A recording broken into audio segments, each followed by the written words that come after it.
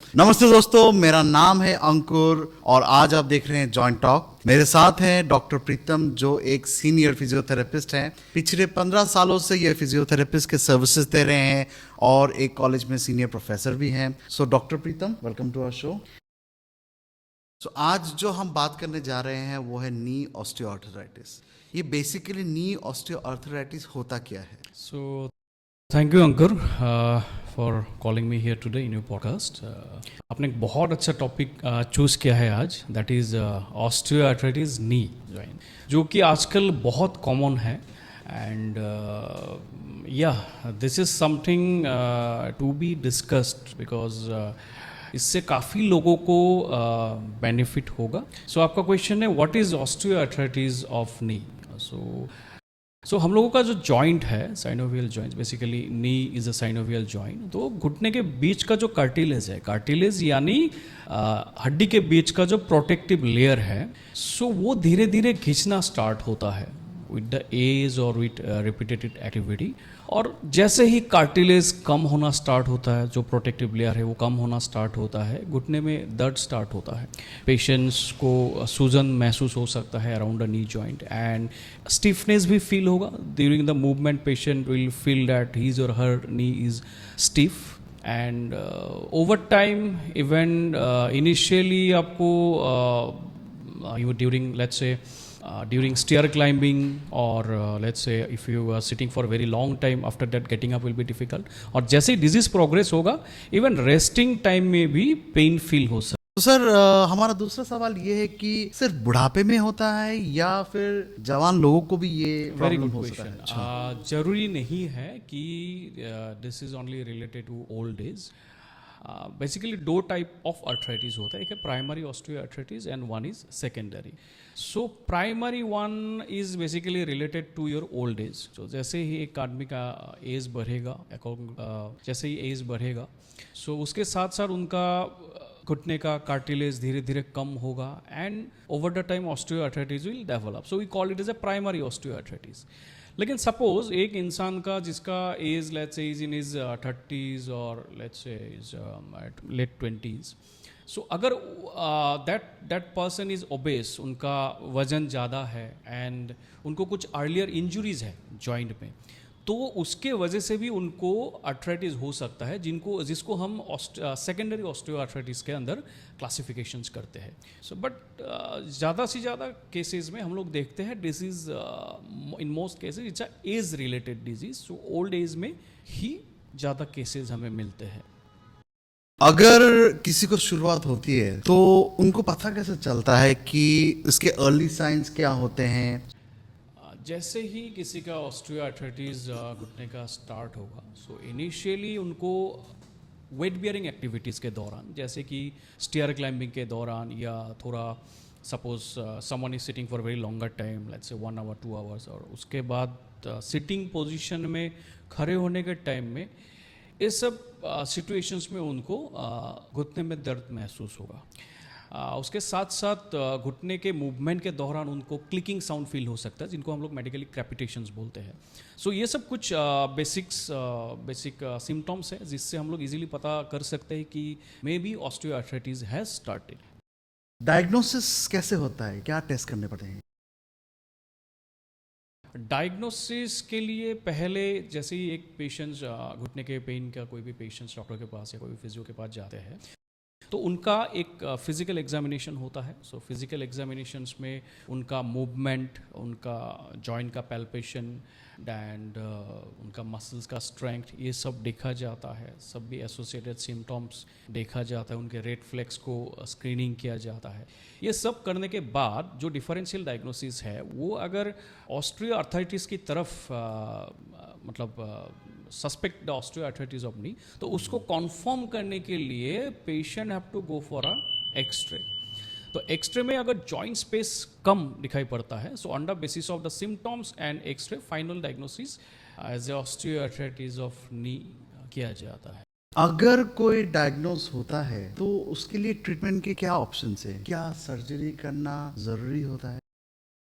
Surgery is the last option. So ऐसा ज़रूरी नहीं है कि एवरी पेशेंट जिनको भी ऑस्टियोआर्थराइटिस नहीं है उनको सर्जरी ही करना है।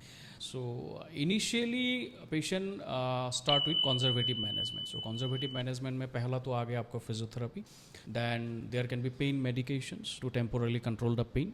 Then there are different supplements. So कुछ supplements they are showing promising results. And ये सब करने के बाद भी अगर पेशेंट्स का पेन कम नहीं होता है and then the last resort is your surgery. हमारा अगला सवाल ये है सर कि फिजियोथेरेपी से क्या बेनिफिट होता है, क्या एक्सरसाइज से हेल्प मिलता है? डेफिनेटली. सो कोई भी पेशेंट जो कंजर्वेटिव मैनेजमेंट के अंडर है एंड इधर they are taking pain medications temporarily और एनी काइंड ऑफ सप्लीमेंटेशंस, उसके साथ साथ अगर वो प्रॉपर फिजियोथेरेपी स्टार्ट करते हैं तो उनका दर्द को काफ़ी हद तक हम लोग कंट्रोल में रख सकते हैं. लेकिन उनको कुछ एक्सरसाइजेज अपने डेली रूटीन में शामिल करना पड़ेगा, क्योंकि ऑस्टियोआर्थराइटिस का पेन को मैनेज करना पड़ेगा, वो कभी ज़ीरो नहीं होगा. तो उसके लिए आपको रेगुलरली कुछ चीज़ें अवॉइड भी करना पड़ेगा. फॉर एग्जांपल जैसे लो सिटिंग हो गया, बहुत ज़्यादा stair climbing, all those things, एक लाइफस्टाइल मॉडिफिकेशंस उनको करना पड़ेगा. उनका अगर लेट्स से ओवेस है, ओवरवेट है, तो उनको वेट रिडक्शंस के ऊपर काम करना पड़ेगा. Along with that if they take physiotherapy, so उनके पेन को हम लोग काफ़ी हद तक कम कर सकते हैं और उनके सर्जरी को भी हम लोग डिले कर सकते हैं या इन फ्यूचर उसको अवॉइड भी कर सकते हैं. So as soon as possible किसी को ऑस्टियोआर्थराइटिस डायग्नोसिस हो तो I suggest that you go for physio. के हिसाब से प्रिवेंशन पॉसिबल है?